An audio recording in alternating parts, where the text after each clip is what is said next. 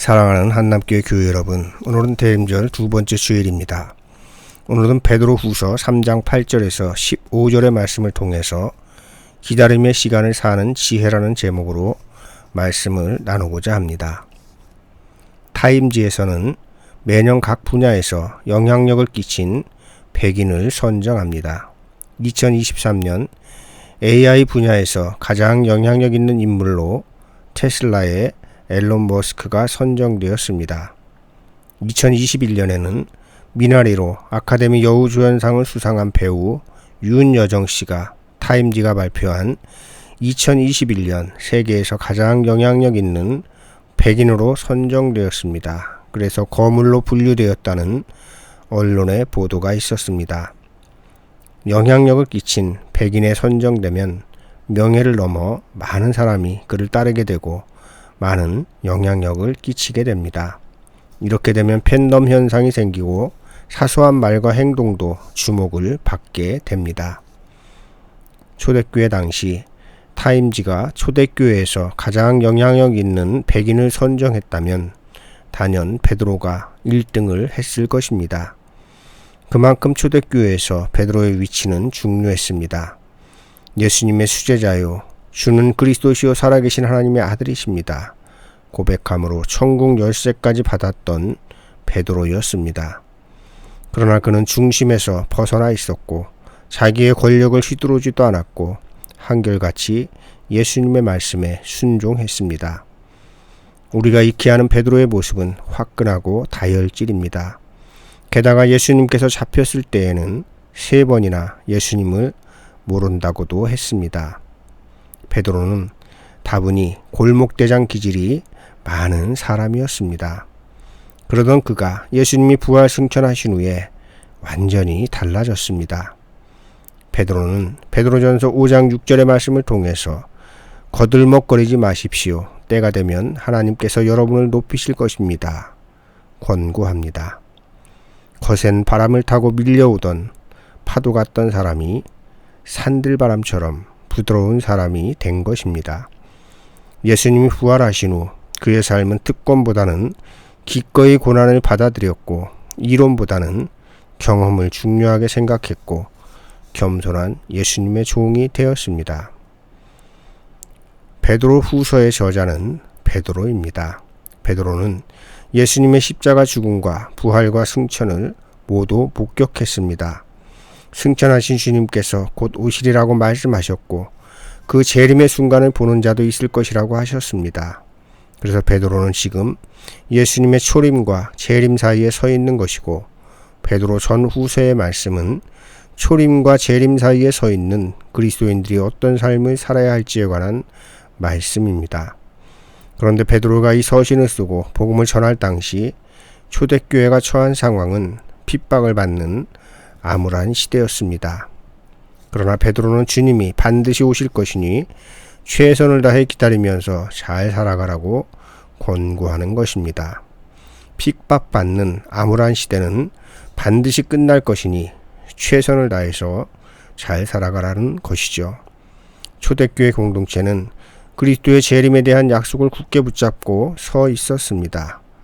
그런데 그날은 기다리고 기다려도 오지 않는 것 같습니다. 예수님이 약속하시는 것을 직접 들은 사람들은 거반 죽었습니다. 그러자 공동체 안에서는 지친 사람들이 생겨나기 시작했고 항변하는 이들이 생겨나기 시작했습니다. 이런 항변에 대응하는 방법은 기억입니다. 지난 날을 기억하라는 것이죠. 하나님께서 아브라함과 야곱, 예언자들과 맺으신 약속을 어떻게 지키셨는지를 기억하면서 재림의 약속도 반드시 이루어질 것이라고 용기를 주는 말씀드린 것입니다.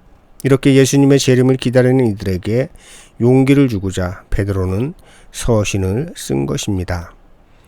재림의 때는 최후 심판의 때입니다. 슬기로운 처녀와 미련한 처녀가 갈리는 날이요, 양인지 염소인지 판정받는 날이요, 달란트를 맡긴 주인에게 칭찬을 받을지 꾸중을 들을지 갈리는 날입니다.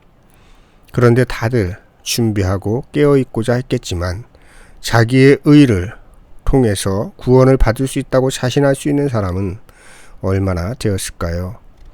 더군다나 구원의 주체는 자신이 아니라 하나님이신데 구원의 확신은 좋지만 누가 그 심판 앞에서 당당하겠습니까?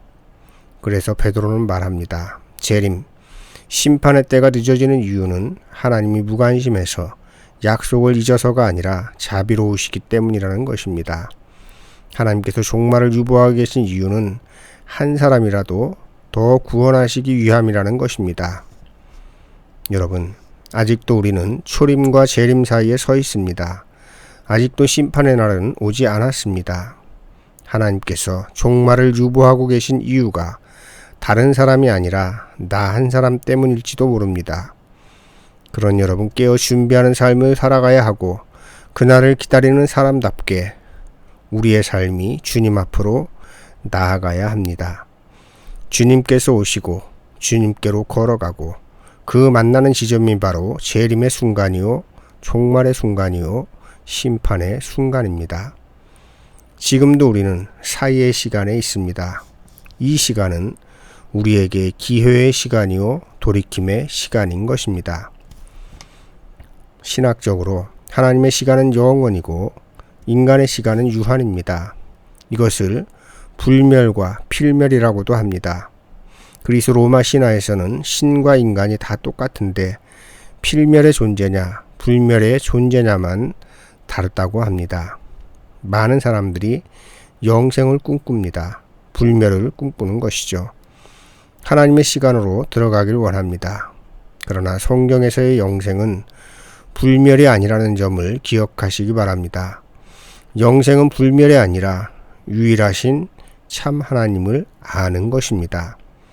오히려 암울한 상황 속에서 주님의 재림을 고대하는 초대 공동체는 끝이 있다는 것을 인해 희망을 보게 되는 것입니다. 지금 이렇게 암울한 상황이 계속될 것이 아니라 언젠가는 끝나고 말 것이라는 희망 때문에 견디어낼 수 있는 것입니다. 영생이 아니라 이 또한 지나가리라. 이것이 희망의 근거였던 것입니다. 그런데 이 시간이 인간에게는 길고도 긴 시간이지만은 하나님의 시간에서는 찰나의 시간이라는 것입니다. 하루가 1000년 같고 1000년이 하루 같은 것입니다. 목사들이 농담처럼 하는 이야기가 있습니다. 주님께서 승천하신 지 겨우 이틀밖에 지나지 않았다는 것입니다. 여러분, 인간의 시간은 하나님의 시간을 능가할 수 없습니다. 주님의 재림이 하나님의 시간으로 이틀 지났다고 했을 때 거기에 하루만 더해줘도 인간의 시간으로는 1000년입니다. 그런데 하루도 아니고 하나님께서 오래 참으신다고 하셨습니다. 그러니 인간의 시간을 살아가는 우리가 주님의 재림의 때가 언제인지 알고자 하는 것은 미련한 짓입니다. 우리가 유일하게 할 수 있는 일은 그분의 은혜를 구하며 초림과 재림의 시간 사이에서 그분의 뜻대로 잘 살아가는 것입니다. 베드로 후서에서 전하고자 하는 중심 메시지는 무엇일까요? 대림절 첫째 주일 성서일과 이사야서 64장의 말씀에 불이 섭을 사르듯 불이 물을 끓이듯 하시어 라는 말씀이 있었습니다. 이것이 오늘 본문에서는 하늘이 큰 소리로 떠나가고 물질이 뜨거운 물에 풀어지고 라고 표현되어 있습니다. 불이 섭을 사르는 것은 순식간입니다. 오랫동안 오지 않는다고 회의감에 빠져 있지만 주님의 재림은 누구도 예상하지 못하는 때에 도둑같이 순식간에 온다는 것입니다. 그러니 지금 여기 주어진 시간, 사이의 시간, 오늘을 제대로 살아가야 한다고 권고하는 것입니다. 그날이 도둑같이 온다고 하는 것은 누구도 그때를 알 수 없다는 은유입니다. 지혜로운 사람은 도둑이 언제 올까 고민하지 않고 지금 준비합니다. 그래서 지금 여기는 참으로 중요합니다. 지금 우리가 어떤 삶을 살아가는지가 과거와 미래를 결정합니다. 과거에 얽매일 필요도 없고 지나치게 미래에 얽매일 필요가 없습니다. 이미 지나간 것과 오지 않은 것 때문에 노심초사하지 말고 지금 여기를 제대로 살아가는 것, 최선의 삶을 살아가는 것이 지혜로운 삶입니다. 베드로는 초림과 재림 사이에 서 있는 이들에게 거룩한 행실과 경건함으로 하나님의 날이 임하기를 바라보고 간절히 사모하라. 이 일을 하되 힘쓰라 말씀합니다. 그러므로 기다림의 시간을 사는 지혜의 첫 번째는 거룩한 행실과 경건한 마음을 가지고 사는 것입니다. 거룩한 행실이란 세상 사람들의 행실과는 구별되는 것입니다. 거룩이라는 뜻 자체가 구별되다는 뜻입니다. 이 세상이 가치 있다고 하는 것 중에는 가치 없는 것들이 많습니다. 그것을 잘 구분하는 지혜를 가져야 합니다. 둘째로 그날을 간절히 사모하는 것입니다. 새하늘과 새 땅을 누구나 기다릴 것 같지만 그렇지 않습니다. 지금 여기가 좋은 사람은 이대로만을 원합니다. 자신의 안락과 만족이 새하늘과 새 땅에 부합하는 것이 아니라면 그날을 기다리는 삶의 자세를 갖기 위해 힘써야 하는 것입니다. 셋째로 티 없이 흠 없이 살아가기 위해 힘써야 합니다. 쉽지 않은 일입니다. 털어서 먼지 안 나는 사람 없다는데 누가 하나님 앞에서 티 없고 흠이 없을 수 있겠습니까? 그래서 하나님은 오래 참으시는 것입니다. 그래서 이 시간은 기회의 시간이고 구원을 위해서 주신 선물 같은 시간인 것입니다. 이 기다림의 시간을 지혜롭게 살아가시는 여러분 되기를 주님의 이름으로 축복합니다. 우리 함께 말씀을 기억하면서 거듭기도 드리겠습니다.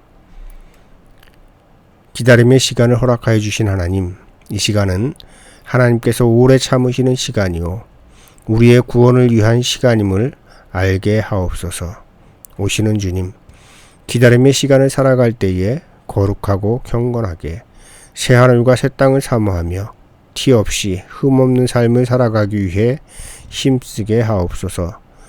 지금 여기 주어진 시간, 사이의 시간, 오늘을 제대로 살아가게 하옵소서. 예수님의 이름으로 기도드립니다. 아멘.